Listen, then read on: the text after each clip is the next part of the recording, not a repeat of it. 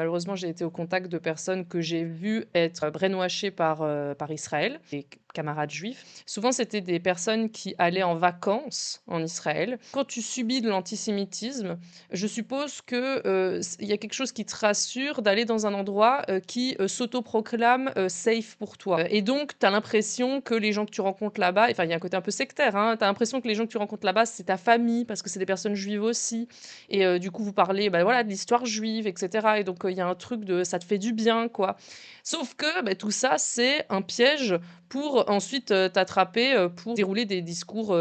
fascistes, en fait, racistes, nationalistes et cetera et j'ai vu des personnes, juives,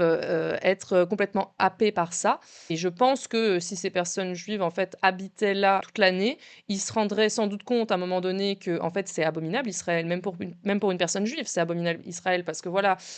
sentiment d'insécurité, auto-entretenu, fascisation, service militaire obligatoire, tout ça, c'est pas des choses qui sont agréables pour les gens, quoi. Et les personnes que j'ai vues être le plus happées par cette propagande israélienne, c'était des personnes juives qui vivaient ailleurs d'Israël et qui allaient juste en Israël en vacances ou voilà, en voyage et ensuite revenaient avec tout un truc de ah mais oui, mais ça fait tellement du bien cette communauté juive, je retrouve mes racines et en fait, c'est un piège. Je le redis, c'est un piège pour ensuite, les engrainer dans un discours, voilà de ouais, les arabes, c'est des terroristes et machin et on est, en danger, tout autour, on est les seules personnes civilisées, on est la seule démocratie, du Moyen-Orient. Enfin, vous voyez tous ces discours,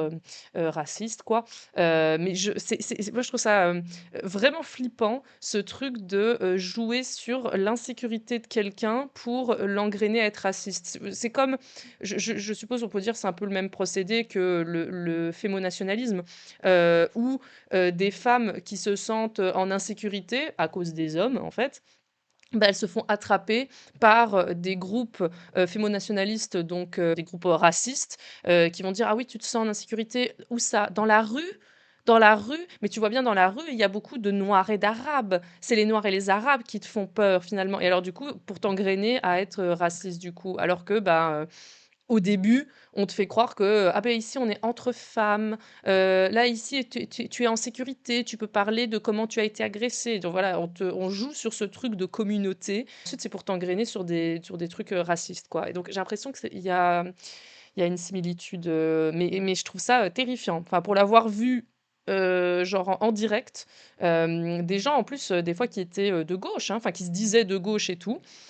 des camarades, juifs et qui se sont fait mais engrainer dans des trucs, enfin j'ai